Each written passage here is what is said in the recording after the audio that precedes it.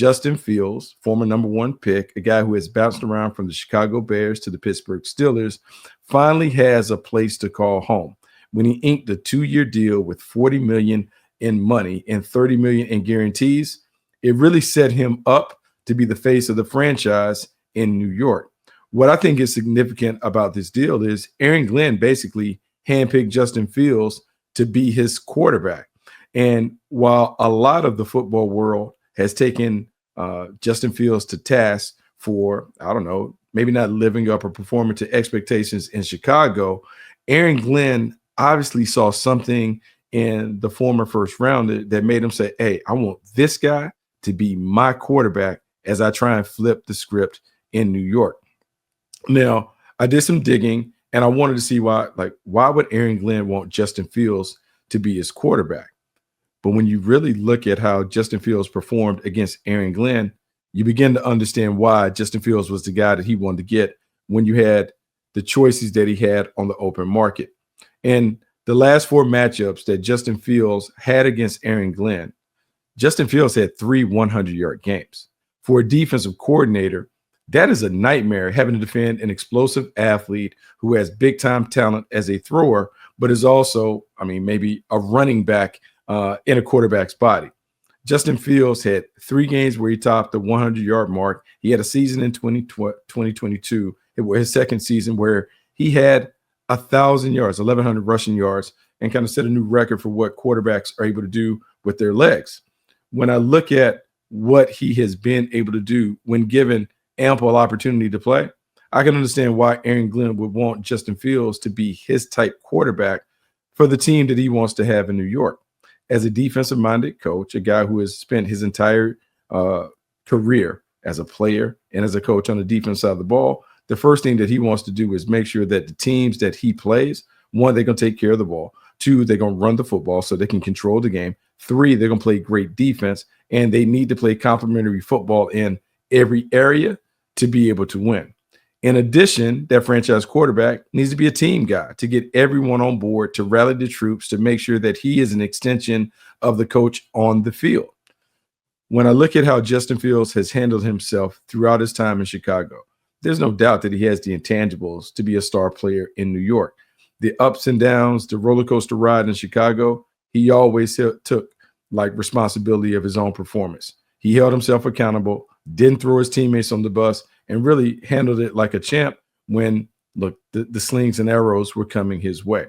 You go to Pittsburgh, he's in a competition with Russell Wilson, someone that he looked up to. He eventually wins the competition because Russell Wilson was hurt and missed the first part of the season. Justin Fields goes out there, leads the Steelers to a 4-2 record. He then is surprisingly benched when Russell Wilson is ready to play. Despite, obviously, playing solid football, playing winning football, it had to upset him that he loses his job to Russell Wilson without, I would say, giving it away through his own poor performance.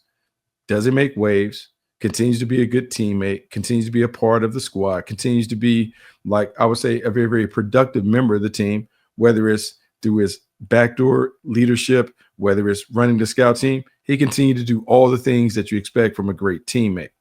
When you're Aaron Glenn and you step into a situation that has been mired with dysfunction, some of that dysfunction caused by a quarterback who didn't always stay in line, the first thing you want to do is settle down the locker room by installing a leader who is going to be compliant and complicit in what it is that you want to establish. Justin Fields has already shown that he can be a good soldier. So the intangibles are there for him to be a really, really solid and effective leader in New York. But it has to go beyond just being a great leader, because he can be a game manager and they can win games. But what I'm saying is Justin Fields is going to be a star. And part of the reason he is going to have an opportunity to be a star in New York is because all the pieces of the puzzle around him mesh with his talent. So let's talk about the pieces of the puzzle and why it works. I've already told you that Aaron Glenn loves and respects Justin Fields. He handpicked him to be the franchise quarterback.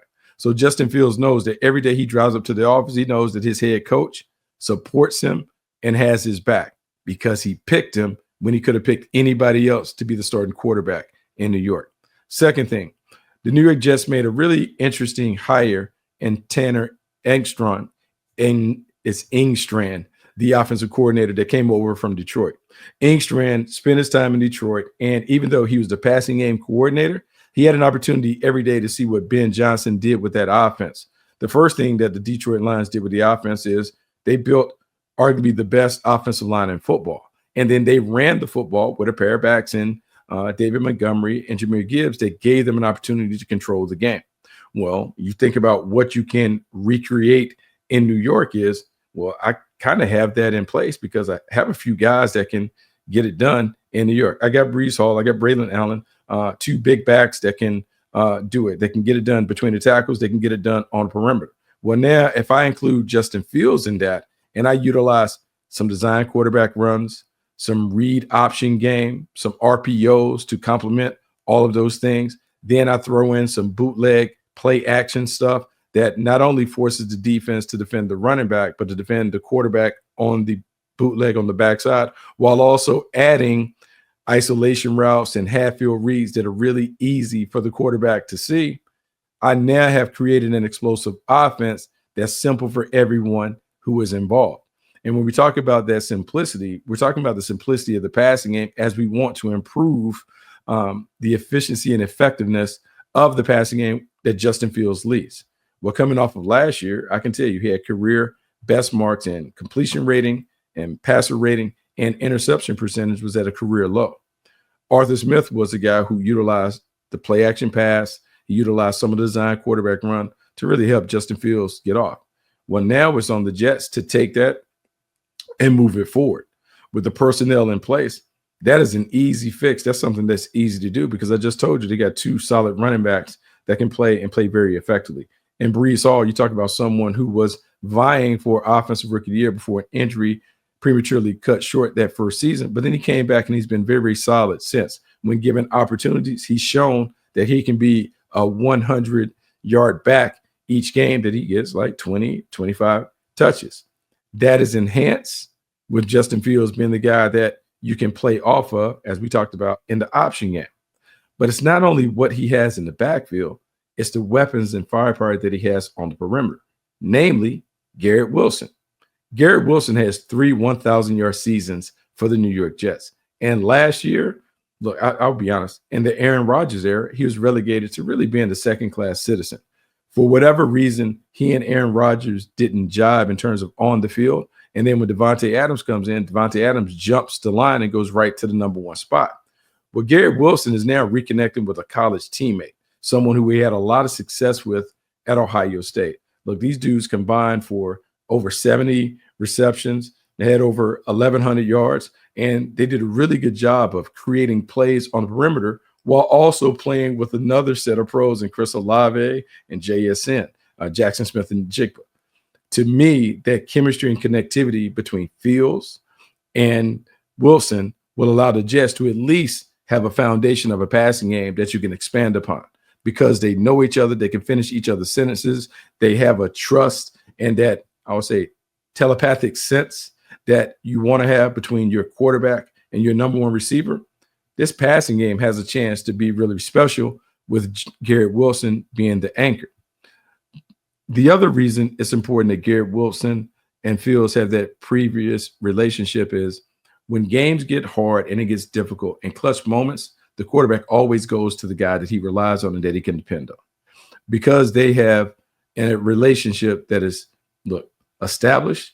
He knows that I can throw the ball out to Garrett Wilson and he's going to be where he needs to be. To me, it's very reminiscent of what the Eagles did when they brought over A.J. Brown to link up with Jalen Hurts. Not because they were teammates, because they were fast friends.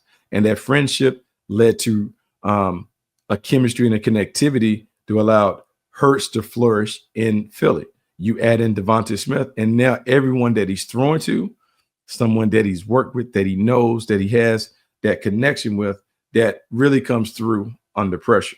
With Fields having a similar connection with Garrett Wilson, to me, it works, and it works really, really well because they know each other. They're established, great route runner, big-time arm talent. Now it's about making sure that you have the other pieces of the puzzle to make it work. Now, there's some work to be done in New York. You got to continue to build the offensive line. You want to continue to make sure that he is protected. He has a fortress in front of him. But in terms of the weapons, man, check that off. In terms of the coaches, check that off. The environment should be good because Aaron Glenn is going to make it so that is positive, that is forward thinking, that is all about the quarterback in terms of making sure that he's comfortable as they're playing complementary ball with the offense supporting the defense and the special teams. To me, that is a recipe for success. And it's one of the reasons I project Justin Fields to have a superstar type ascension as we look at him over the next 2 years.